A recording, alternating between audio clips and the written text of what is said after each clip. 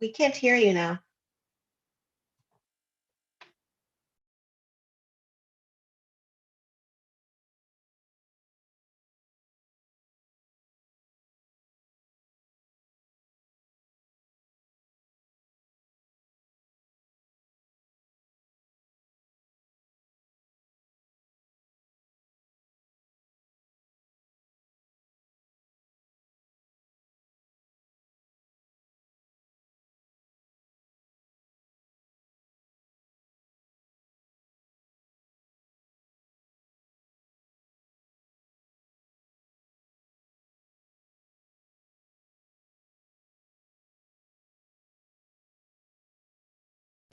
Okay, good morning, everybody. Good morning, good to see you all. We're on, right? You can hear me. Erica, you can hear me. Okay. Boker Tov, thank you for joining us this morning. This is only for them. Yeah, it's a little bizarre. Again, welcome, and special thanks to Jen for taking care of our logistics along with our friend Kaduri. Thank you so very, very much.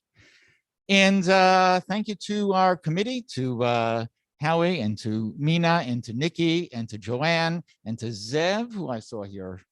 There he is, he's over there. And let me quickly say a word of brief introduction, and then we'll get started with this morning's program.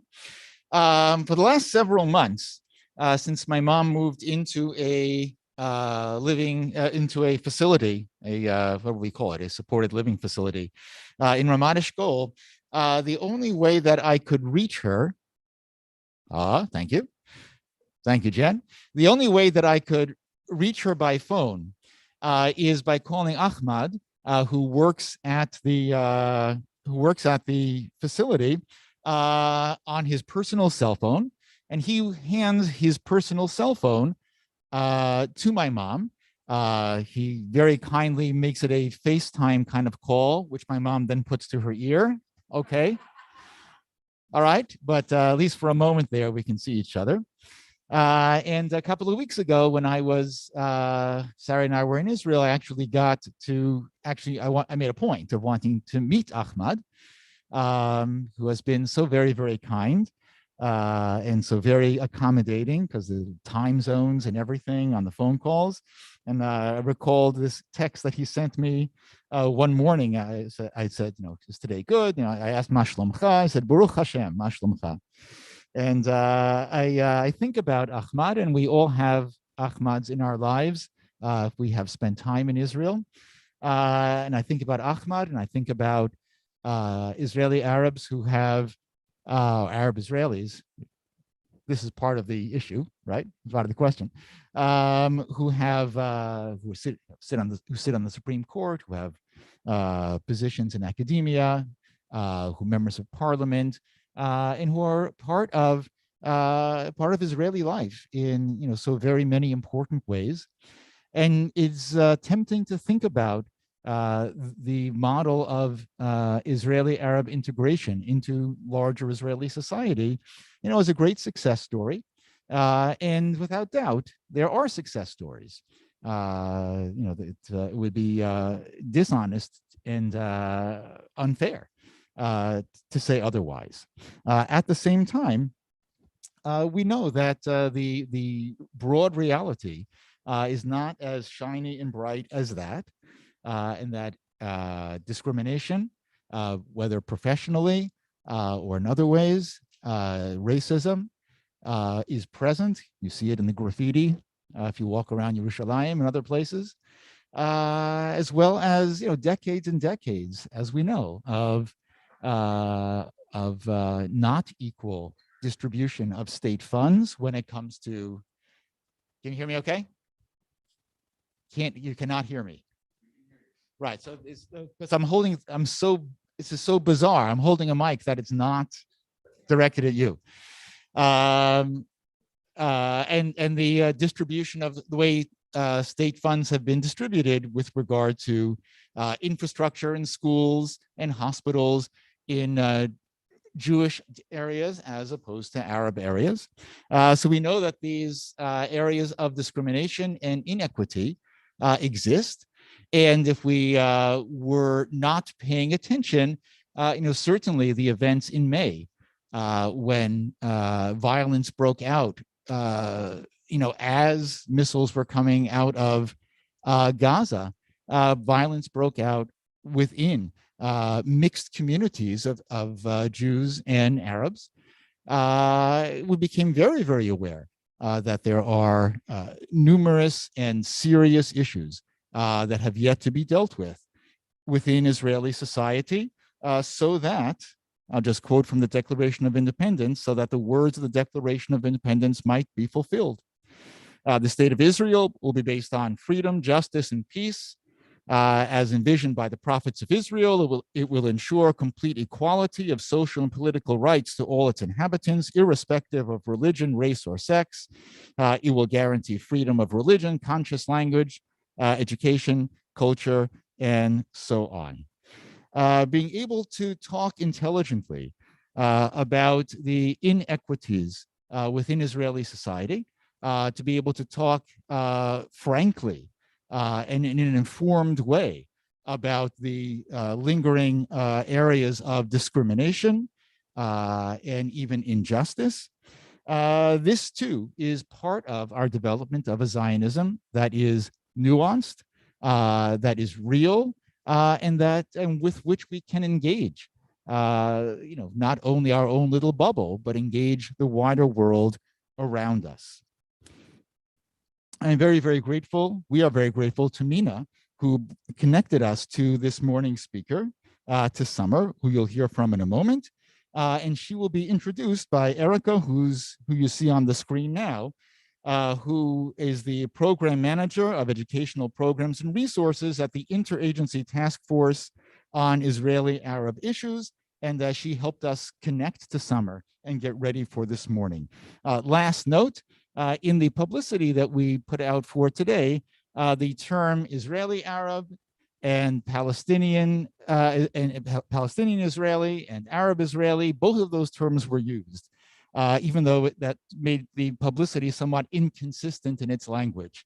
But that was very deliberate because, as I alluded to a moment ago, these issues of identity are very much at the core and intertwined with all the issues we'll be talking about today. And with that, I'm going to turn it over to Erica, who you'll hear much better than you're hearing me, I think. Alec, can you hear me now? Okay. Erica, it's all yours.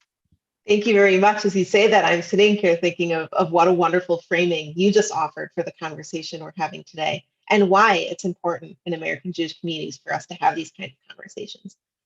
So we're very grateful for you and for Mina and the committee for inviting us to speak with you this morning.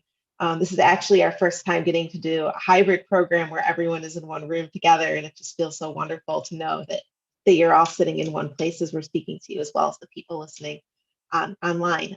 So as we mentioned, my name is Erica, and I'm the Educational Programs Manager at the Interagency Task Force on Israeli Arab Issues. Just a moment on who we are, because I really think it connects to what Rabbi Yosef just shared with us, is we were created to be a nonpartisan educational resource for American Jewish communities on Arab citizens of Israel, very much in line with what you shared of that ethos from the Declaration of Independence.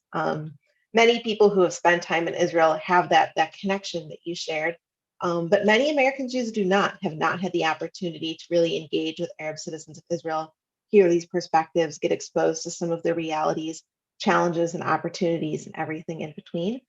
So we work to make that accessible to American Jewish communities. And it's really a joy to be able to do that kind of programming with you here today.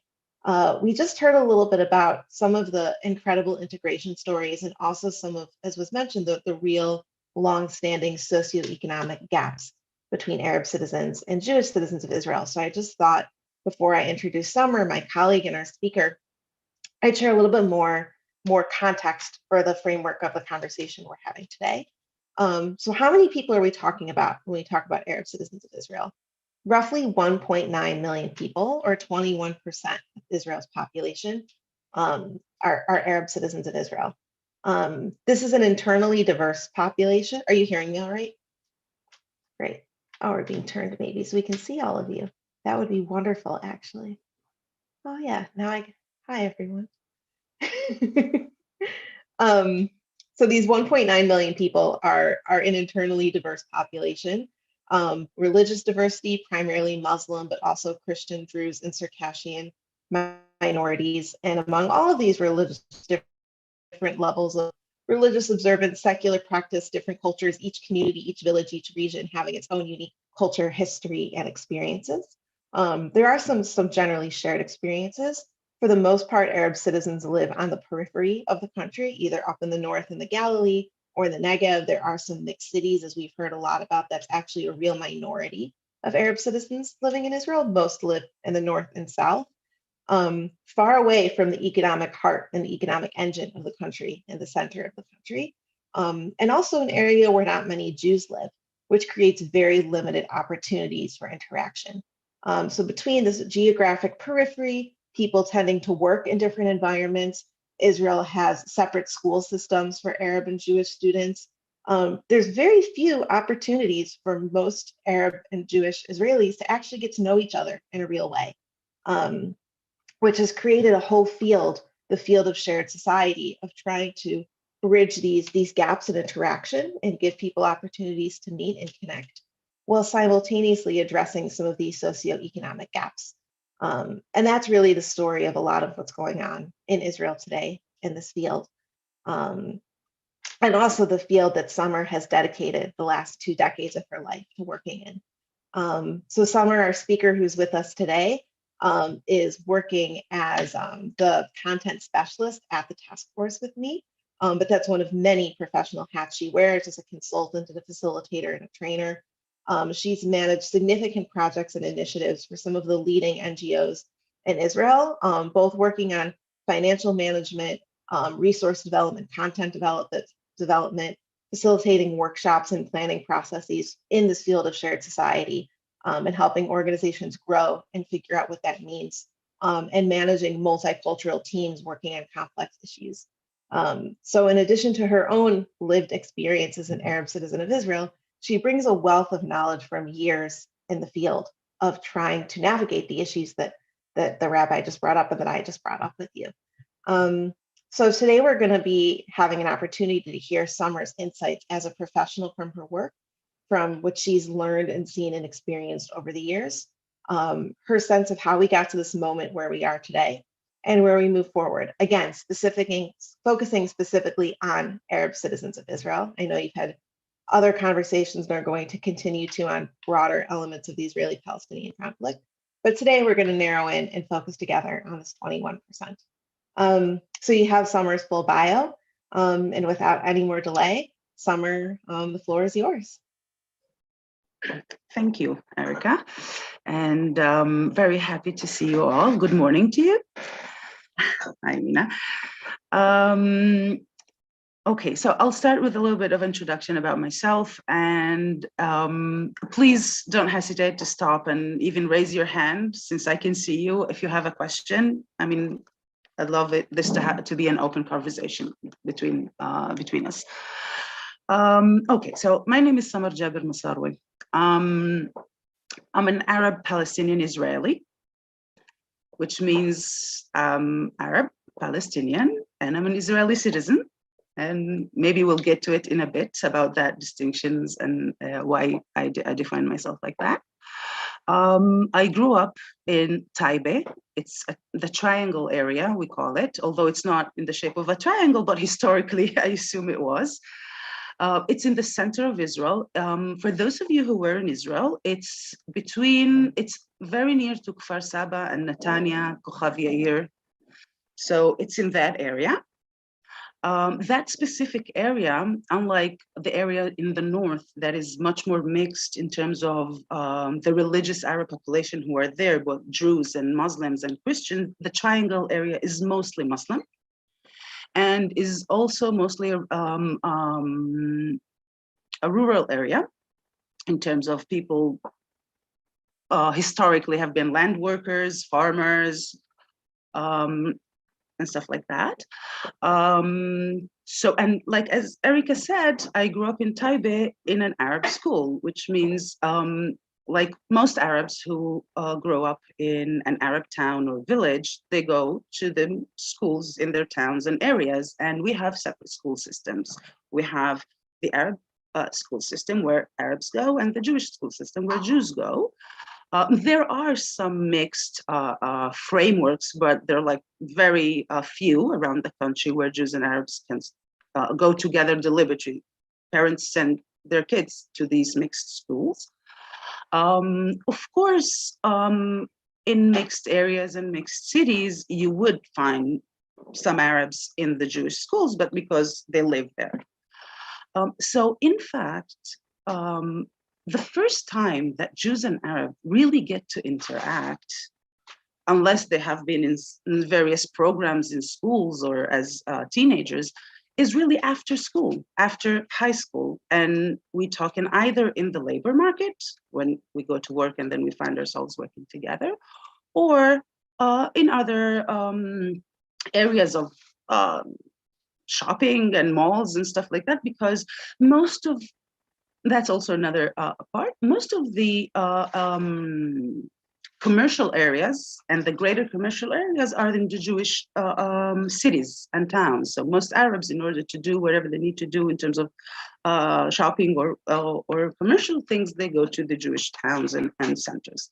So these are really the first interactions and not earlier. Now, before I want to go to complexities and what it means to be an Arab in Israel and stuff like that, do you have any clarification questions or anything you would want to relate to so far? No? Okay. So to talk a little bit about the complexities, I mean, I don't want to go back too many years, but the fact is that we have Palestinian Arabs here, we have Jews here, Jews Israelis, and if we look at history, Jews and Arabs have been living here even before the state, even before the Israel state, before 48, and they had relationships and neighborly relationships. And now with the, once the state of Israel was initiated, of course, some of the Arabs ended up within the Green Line, within Israel, others ended up in the West Bank, and that's the Palestinian Authority. And that created actually a new reality where you have Arabs who are part of the greater Arab world, but who have so meaning they have an ethnic Arab identity, Palestinian national identity, and a civic, cultural Israeli identity, and then a religious identity who can be Muslim, Christian, Jews, or whatever. So actually, when the reality is really complex in that it really brings a lot of challenges because of the situation that we live in and the reality of the conflict that we live in. So basically on the ground, people trying really, if we look at people on the ground in the field, I mean, all of us, Jews and Arabs, if we look at the reality, we really don't have other place to go. I mean, nobody is going to leave, not Arabs are going to disappear and not Jews are going to disappear. And I think on the ground, people realize that, and they know that both Arabs and Jews have to make the life together work on the ground. That's one thing. And having said that, really the complex political situation and the geopolitical situation really brings a lot of tension, a lot of things to deal with. So having said that, it's not an easy thing to be being whatever Arab, Palestinian, Israeli, Muslim or Christian or Jews, and being born in an Israel state, in a Jewish state that defines a self state for the Jewish people. I want to stop there for a second and just make sure that what I said how is it landing and what questions, because I'm sure this is not easy. I mean, what I said about the identity, I know that it's not easy for Israeli Jews really to absorb and deal with. So I can only assume that also it won't be easy for Jewish Americans.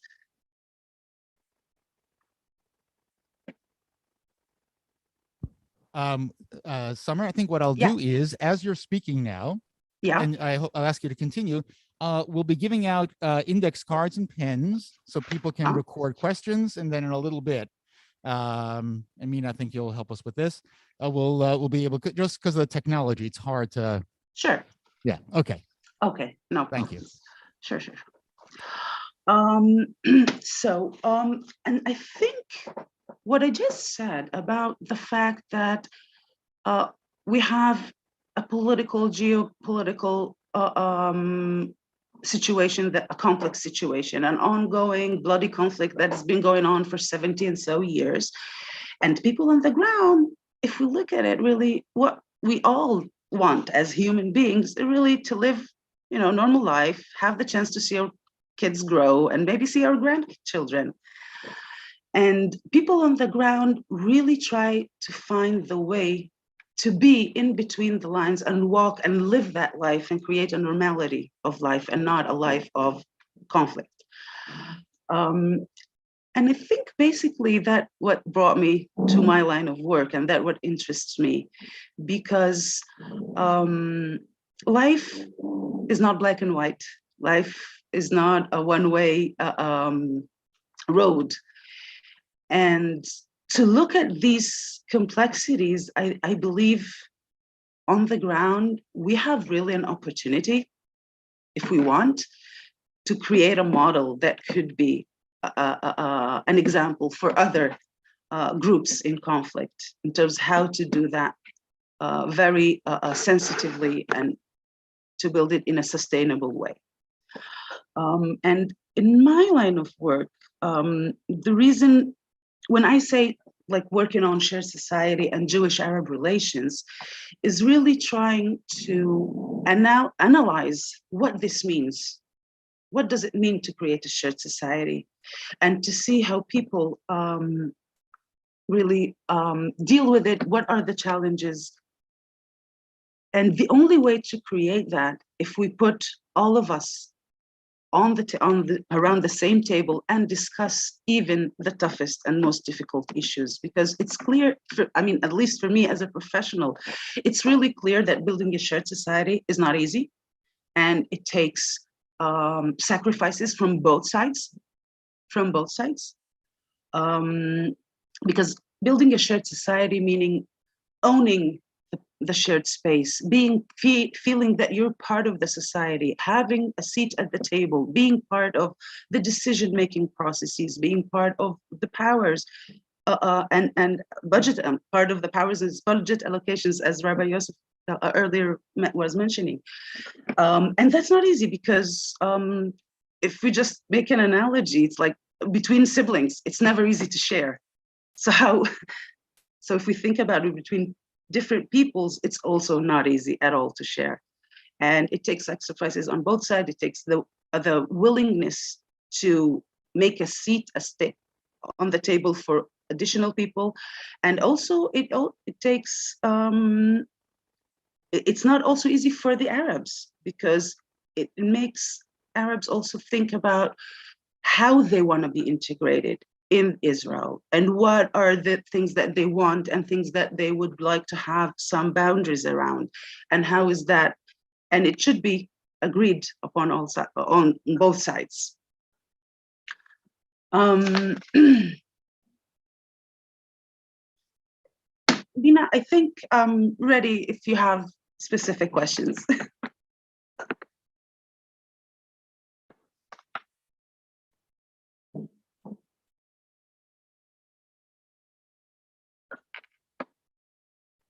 I can't hear. Hi. It's an on button. It was that simple. So you just touched on things, on concepts that I think we all want to hear you expand on and explore, and that is the dream of the implementation of shared society. So obviously that is a big priority issue for the work that you've chosen to do. And I'd love for you to kind of expand on where are the opportunities there? Where have you been able to work within those opportunities? And what are some of the challenges that are keeping this dream coming to fruition? So, okay. And now I'm going to turn this off. Okay. Well, opportunities to creating shared society. I mean, I'm lucky that I've been around for almost 2 decades in this field. So I've seen also not only the various opportunities along the 20 and so years, but also the development of these opportunities. So if we're talking about in the 80s and 90s of the previous century, we were talking about a lot of getting to know, dialogue, contact, the contact theory and getting to know each other. And then little by little, towards the end of the 90s and the early 2000s, actually civil society and the government in Israel and people here started saying, okay, getting to know each other is not enough. We need to address the inequalities. And then in the past 20 years have been a lot of investments and government investments to closing gaps and to closing socioeconomic gaps in order to bring Jewish Arab society, to create a shared society. And I'm not saying that this replaced the encounter, but it was added to the encounter elements. And now we're seeing that socioeconomic is good. It has brought us so far. It has created a joint workplaces. There are more Arabs in university and colleges, and you do see there are even mixed schools that have been created in the past 10, 20 years. You have an example, for instance, I don't know if you're aware of Wahat al-Salam Neve Shalom, who is actually a joint mixed Jewish Arab village. And they're having a lot of challenges, but they're existing. They're already there for 40 or 50 years. So there are many, many opportunities from women empowerment issues in terms of working and promoting jobs. And you have programs for informal educational programs for Jews and Arabs together. You have university programs where universities want to create a joint campus. So they do work with students, Jewish and Arabs, to create, and what does it feel to create a Jewish campus and what does it mean? And just to give an example, a change that I've seen in the past years, signs in Arabic. If before 20, 30 years ago, you would see only signs in Hebrew and English, nowadays you're seeing more and more Arabic in public places, whether it's in road signs or even universities are making these efforts to translate everything and even to have their websites in Arabic. Sometimes even to have recognition of, for instance, holidays. So not to make, not to have exams on Muslim holidays or Christian holidays in order to be able to integrate more and create a shared campus. Nonetheless, having said that, I mean, there have been many, many opportunities and there still are, yet the reality is so complex that we need much more. And if we talk about the challenges, for instance, many Jews, Israeli Jews, not talking about American Jews who are really distant and far away, but many Israeli Jews don't really know a lot about Arab society. So even though we live very close to each other, Jews and Arabs in Israel, but there is no flow of information, of knowledge, of understanding. a colleague, friend of mine, a Jewish colleague, friend of mine, who's also in this line of work and is working, again, works for more than 20 years in this field. She said something like, when I see a program about Arab society in Israel, I feel like I'm watching National Geographic about some tribe, very distant tribe in Africa. And this was a very good example of how much disconnect we have here. And without that connection, we can't create a shared society, because if we don't know each other, then we are afraid. We take the information about each other from the news, and we all know that the news are not always depicting the reality with all its complexities. So that fear creates animosity. And that's one of the huge challenges. For instance, also the curriculum are very different. In the Jewish schools, they don't learn about Arabs or Arab culture, or it's just mentioned, for instance, that Israel had wars with Arabs or against Arabs. So there's a lot to be done on the institutional level. Even on you don't have mixed, we have in Israel here an organization whose one of its programs is dedicated to integrating Arab teachers into Jewish schools as part of introducing and making Arabs more visible or more present in Jewish students' life, because again, Jews don't meet Arabs like Arabs don't meet Jews. And then with Jewish Israelis, they also have, before they go to university, they go to the army. So actually, most of Jews meet Arabs after the army. And that's, let's face it, that's pretty late. It's in the mid-20s. And with a lot of experiences that not necessarily help to decrease fear and animosity and all of these things. Of course, also there's the institutional discrimination. Yes, sorry, go ahead. More questions. No, finish your sentence, please. Oh, in addition, yeah, and one of the things that I think is very important now in Arab society and in civil society who are working on shared society, and this is one of the conclusions. Conclusion is, I think, is the right word. After the May events of this year, is that in addition to working on getting to know each other, in addition to working on creating familiarity and closing socioeconomic gaps, there was one element that was always missing, and that's the identity part. And that's why I began by saying the national Palestinian identity, because until now, in order to be integrated into Israeli society in terms of work or land or housing, it was the feeling that you should prove that you're a good Arab. And to prove that you're a good Arab, then some parts of that national identity and the Palestinian identity should be hidden or not put because of the sensitivity of the situation. And what we're seeing nowadays, especially in the last year, is a very strong voice saying, we want to be integrated, but we want to be fully integrated, like with the whole of us, with the whole of what it means to be an Arab in Israel or Palestinian Israeli, and not just with conditions. Thank you, Summer. I'm going to pick up right on those last comments. Yeah, can you hear me? Yes. Yeah. Thank you, Mina.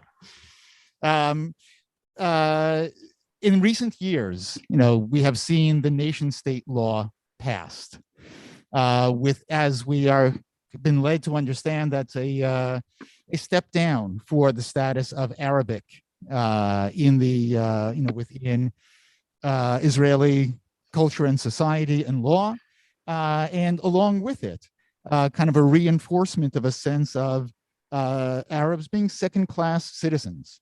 This comes up around the singing of Hatikva and Arab Israeli athletes who don't want to sing Hatikva, understandably. And again, going back to May, a real sense that integration is, has suddenly become, it seems, an undesired outcome on behalf of many within Jewish Israeli society who are very supportive of things like the nation-state law, seemingly therefore supportive of keeping barriers and keeping, shall we say, classes. There is this very strong, seemingly very strong trend on the one hand, and on the other hand, you have Ra'am now in the government for the first time ever. How do you make sense of all of this? And in the follow-up will have to do with the Palestinian identity, which I think is a critically important question that we're interested in. Okay.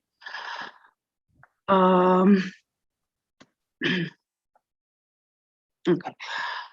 In terms of the state law and being a second-class citizen, and the demotion of the status of Arab language, that is correct. I mean, these things, and this is really, I mean, for Arabs in Israel, these things are, of course, not easy. And every time something like this come up, it's like a punch in the throat. It's not even in the gut, but in the throat. But I think that maybe I'm being naive, but Israeli society in general has been going through a serious process of division, internal division. I mean, we see in the news, we see also public figures and politicians really speaking in a way that increases animosity and rips between the various groups. And when that exists, of course, towards marginalized groups or minority groups is just more intense. Now, about Ra'am and its joining the government, this is a historic moment. This is the first time an Arab party has ever been part of a coalition and sitting around the table. So definitely it's a historic moment. Does Ra'am represent all of Arab society? No, it really represents a very a small portion, I think, of Arab society. But I think what Abbas, the strategy that Abbas is actually adopting is a very pragmatic and practical strategy, and saying, okay, we've been like 70 and so years, and we've been all in the opposition. So although it's difficult, although it's hard, maybe sitting in the coalition and trying, and his ticket was really trying to close these gaps, socioeconomic gaps. I saw you pick the mic. Do you have a question? You're welcome to continue talking about Ra'am. I was just thinking about the follow-up question. There are a lot of questions that people have handed in, having to do with Palestinian identity, meaning that Palestinian identity is clearly something that is important to you and to others.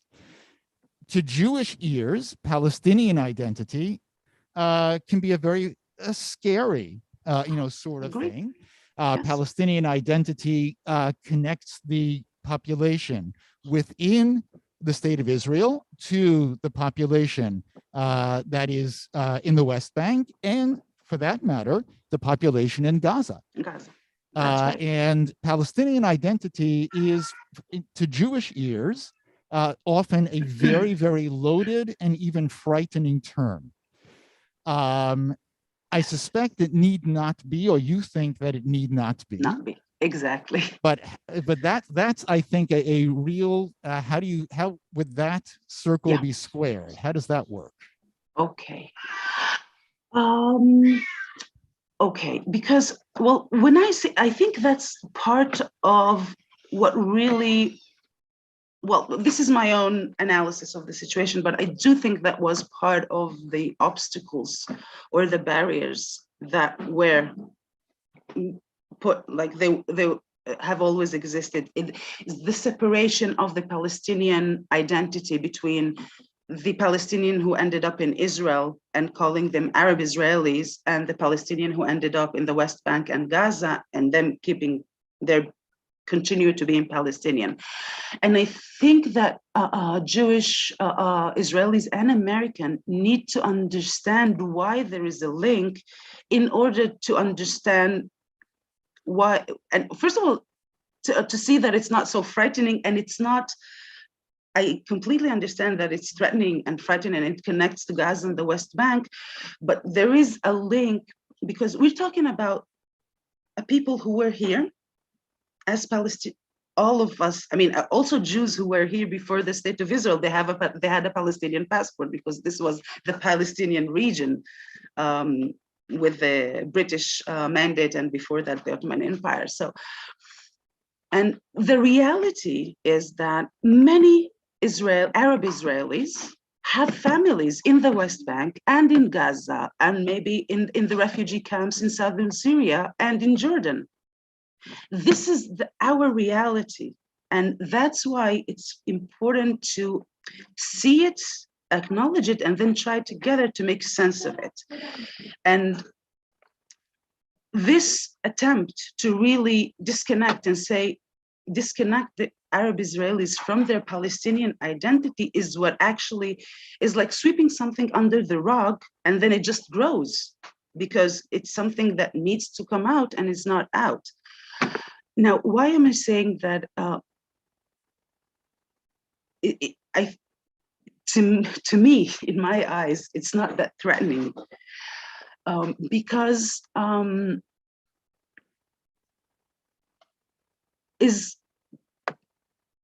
Israelis are also Israelis.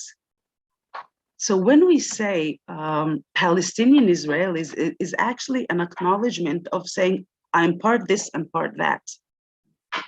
It's not really saying I'm this against that. I'm not Palestinian as opposed to not being Israeli, but saying my identity is complex and includes some of both on various levels.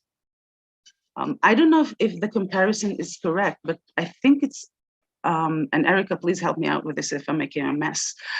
But like saying a Jewish American or a Jewish French or a Jewish Canadian, it's like being also part of the Jewish people, having the Jewish identity and also having the civil and cultural identity of America, France, whatever, Italy or Canada. And it's true that sometimes reality puts those parts of the identity in a situation of friction.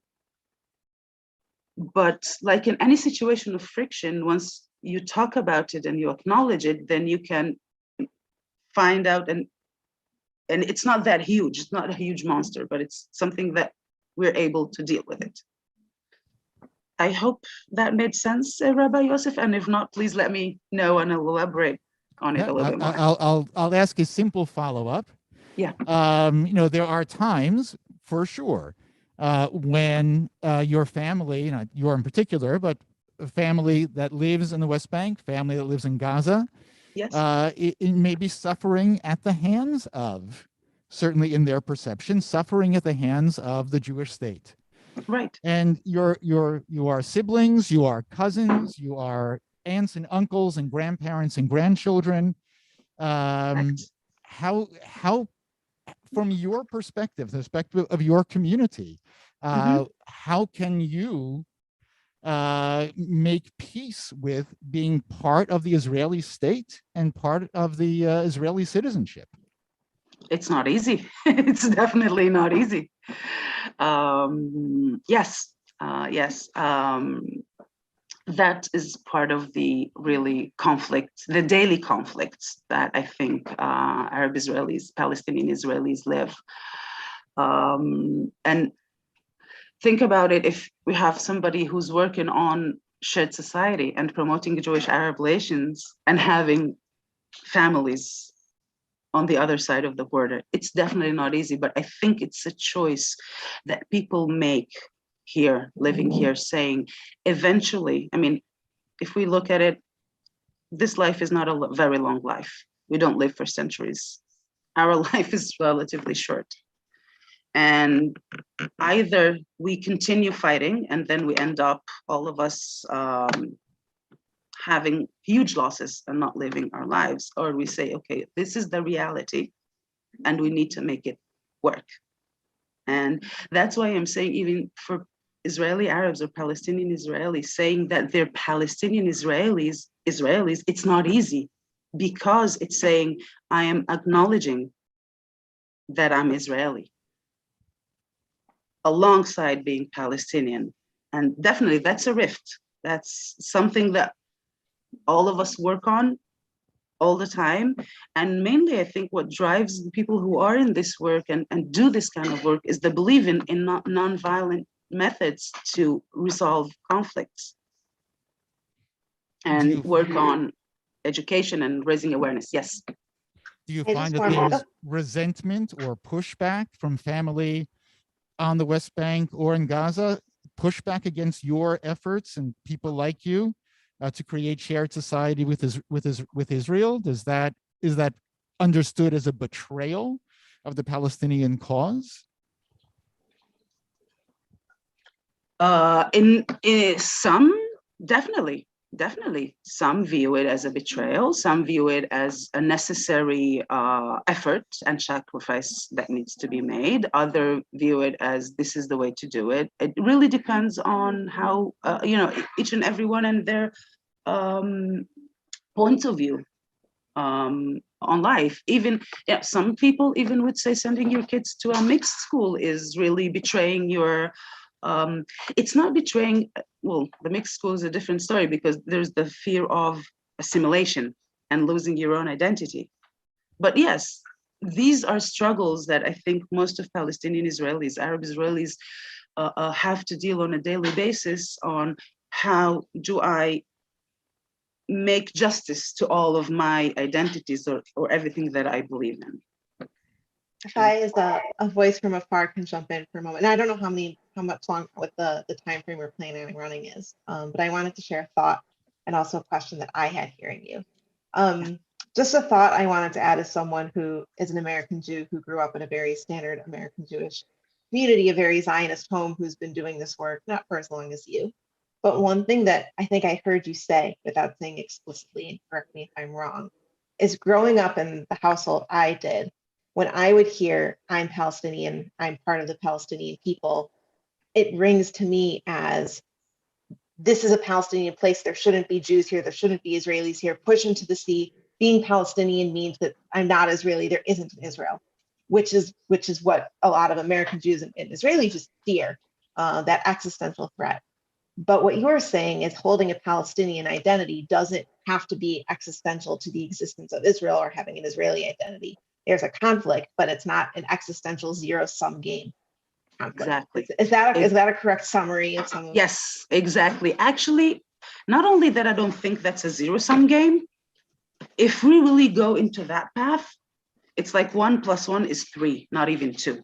Like, I see that as enriching not only Arabs, but Jews and this whole area, really, because life is much more complicated than just this against that. That gets to the other question I wanted to ask you, which is, I think we've discussed a lot today, some of these like very meta, major, overarching philosophical questions about identity, which are huge and so important. But I'm also wondering, like in your daily life, in the lives of your neighbors, and the lives of the parents who also send kids to school with your kids, when people wake up in the morning, is this what's on their mind? Is this their primary concern? Or what's the thing as Arab citizens of Israel that when they look at their realities, the thing they're most thinking about changing and concerned about? Is it this or is it something else? Not at all. If it's something else, what is it? What's on everybody's mind in the morning, how I don't get stuck in the traffic jam while taking my kids to school, finding a good job, putting my kids in a good school so they can get a good education, and having a house, buying a house. I mean, I'm talking about things that are very trivial, but for Arabs in Israel, these are all like very, like finding a house. We have a land issue here and housing, but these are the things that really trouble people at the end of the day, like living their life, decent life, and growing their children and having good neighborly relations without having to deal with all this existential crises all the time. And I think that's why, I mean, if you come really to Israel and you look on the ground, there are communities that do interact, like I'm talking communities, Jews and Arabs, that they found the way how to deal with these tensions. And what really, I think for me was really great to see after the May events, especially in in organizations where Jews and Arabs work together, they were so smart in knowing and realizing that this was a tense moment and each and everyone needs like their own time. And they just went back together really sensitively and slowly and feeling each other, like in terms of how do we go back now? Do we sit and talk in a team meeting? But no, we can't sit. I can't, I'm too angry. Okay, take it. So these things are the very small things that people live the day-to-day eventually. And they're very important, and they give hope, really. That, I mean, it's not easy. Yeah, we were hoping for so many years, but it's something that pushes us forward, because at the end of the day, we're all humans.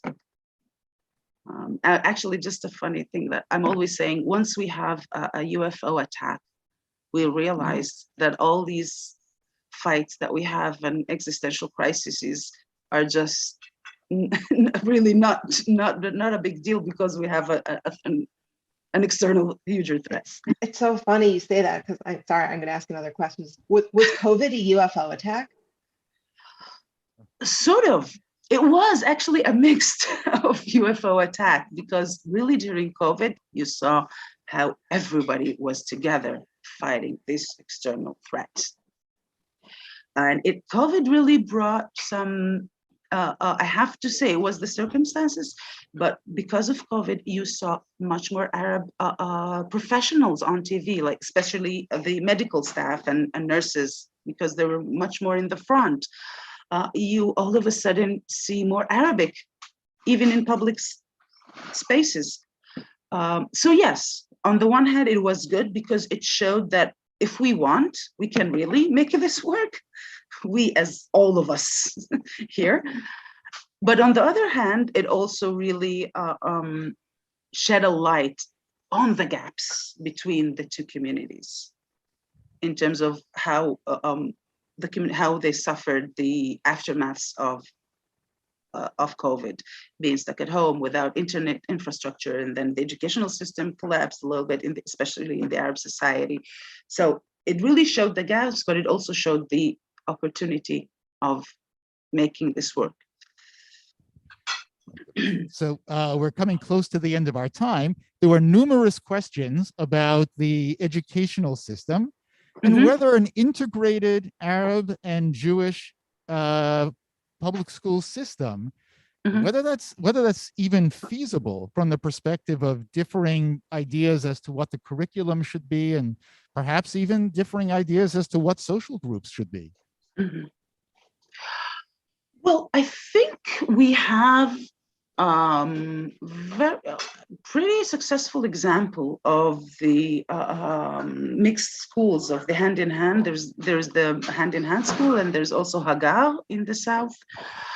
And the inception of these schools was really after a long work of working on the curriculum, and they actually have an additional curriculum because of the separation. So for instance, the hand in hand school is considered it's like it's part of the Ministry of Education, but has an additional curriculum because they teach like first language and second language, Arabic and Hebrew, to all the kids. They've developed their own curriculum, by the way, on civics and history. So and people that send, on the one hand, they have success on the ground, the way I see. On the other hand, the first thing that people would say is, oh no, we don't want to send our kids to a mixed school because we're afraid of assimilation and loss of identity. But in fact, what happens is that kids get to reinforce their identity, because once you're in a community that everybody is different, then you start asking yourself who you are and what you are. And I've heard stories from parents in the bilingual schools that they, for Also, instance, Summer, what you're not mentioning is you're a parent at the bilingual school. You yes, send your kids to. that is correct. That is true.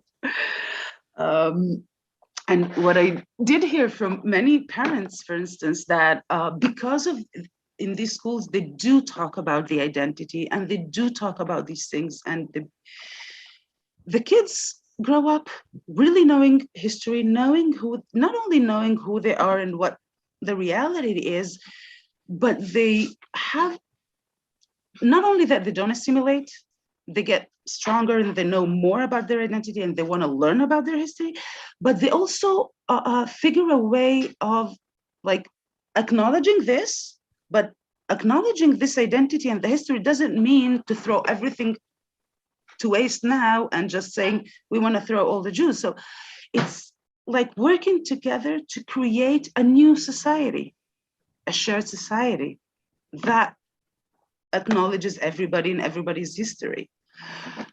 So one of the things, just as an example of what they do in bilingual schools, and I want to take, Yom HaAtzmaut, Independence Day, as a very tough topic and sensitive topic. So they have, they do a whole week talking about history and how for the Jews and why it's important for the Jews, and how it's seen within Arabs and whites. And then they have separate ceremonies and then a joint ceremony. And the kids grow up like realizing these complexities. And when there's complexity, wanting to deal with it instead of just shooting everybody and saying, we don't want to hear about this. And a follow-up on the education question, though it touches on other things too. Do you find there's a difference between Chiloni Israelis and Dati Israelis, with perhaps the latter being less interested or even hostile to notions of shared society, certainly of integration? That's a very interesting question with a very complicated answer. I think each and every group can find their own way to connect to shared society. So to use your own terms, like Chilonim would connect to the idea of shared society in terms of democratic values and making a space to everybody. A Dati would actually connect to Arab society from the religious angle. And we do have a lot of multi-religious work that are being done led by rabbis and imamim and church and clergy, that they take really the religious angle and saying this is the land of Abraham and we're all sons of Abraham. So, and from that, so it really depends. I mean, this might come as maybe a surprise, but I've met, and it came as a surprise to me and it really blew my mind. I met people from settlements who are working on creating shared society and good neighbors with Palestinians that they live next to. So it really depends on who you're talking with. And there are many also like rabbis, Arav Malkior, the one that just popped into my mind, who is really known for somebody promoting shared society. So I'm sorry, it's not a straightforward answer. Can I add a thought too? That's all right.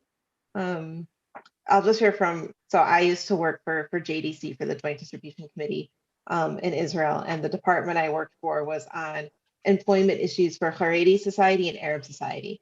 And I think while there's a lot of different challenges, and it's certainly, you can't say one-to-one, a lot of the socioeconomic gap issues related to employment, higher education, school quality, there's a lot of overlap, and JDC would often do training for Haredi and Arab professionals working in employment centers together because of some of the religious and cultural barriers and those gaps that were so big.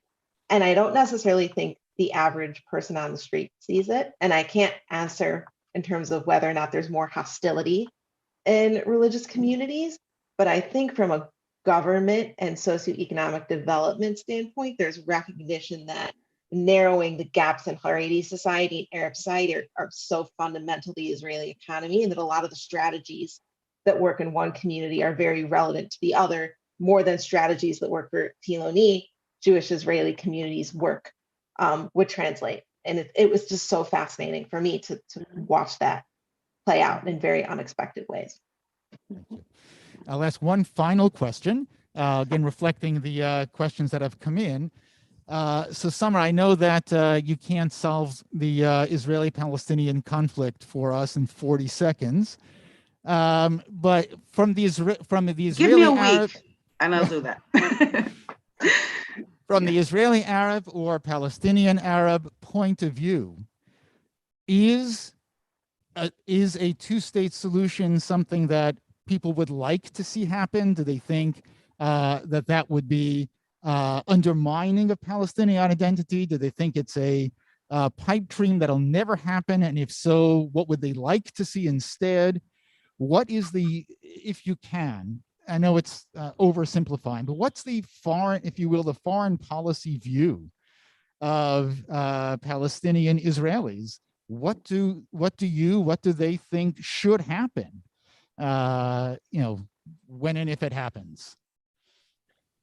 Okay, so it's important that I state here that this is how I think. I haven't done a research, so it's not, and it's definitely something that does not represent all Arab Israelis or Palestinian Israelis. But I think many of Arab Israelis don't see the two-state solution as something feasible on the ground, just if you look geographically. I mean, one of the things that I know heard in the discussions, like, how would you have a Palestinian state when there is no, it's not in one geographic area and you have like these disconnected areas? So how can you have, so I don't know how much in terms of politically and geographically is the two-state solution a solution, but I think for many Israeli Arabs or Palestinian Israelis, it's obvious that even if there is a Palestinian state, most of us will probably stay in Israel. And that's why I'm saying, when I'm saying we're Palestinian Israelis, it's because, I mean, except for whoever was born before 48, most of us, we're all born here, raised here. And our houses and homes are here. So why would I mean, this is my house, this is my home, whether you call it Palestine or Israel or whatever other name you can call it, but this is who we are and this is where we are. So I don't believe that even if there is a two-state solution, that Arab Israelis would move to the Palestinian state. I think they would, hopefully nobody will be angry for me for saying this, but I think most of them would rather stay in Israel and really holding that complexity. I mean, and if you look at it, on a personal take, I think Palestinian Israeli can really very well be the bridge between Israel and the greater Arab world, if we manage to figure out a way to make it work. Right. So I want to thank you, Summer, for spending time with us. I know it's already late in Israel. And thank you very much for having me, really. I think we all want to thank you for your irrepressible optimism. No, truly, it's in that, it is so, there are so many reasons to be pessimistic. There's so many news stories one reads that lead us to think things are ultimately intractable and unsolvable, and the best we can hope for is just kind of stumbling along. And you're really presenting a whole other way of looking at this. We don't have to stumble along. We can create something. Shared society is certainly the catchphrase of the morning.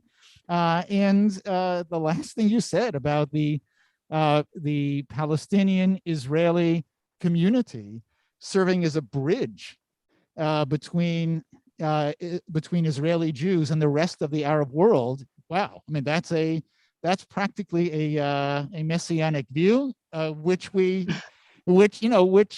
is remarkable to hear. And we thank you for the optimistic and hopeful view that you have, and respect it because of the work that you've actually done. You're not sitting in an ivory tower somewhere and theorizing about these things.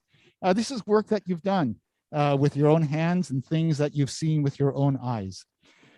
So we thank you very, very much. Erica, thank you very much as well. And we're going to take just a few minutes. We're going to say Erev Tov or Laila Tov at this point. And we're going to take just a few minutes to process among ourselves. And I do hope that that our paths will cross again in good ways. Amen. Amen. And thank you very much, really, for giving me and Erica the opportunity to present to you. And just a note on optimism, I'm a hopeless optimistic, and that's my flaw. And it's just because, just giving up seems just, already known end result. So, and I'm not willing to accept that. Right. So, amen. Thank you so much. Thank you. Have a good day. It's great to see all of you. Laila Tov. Laila. See you soon.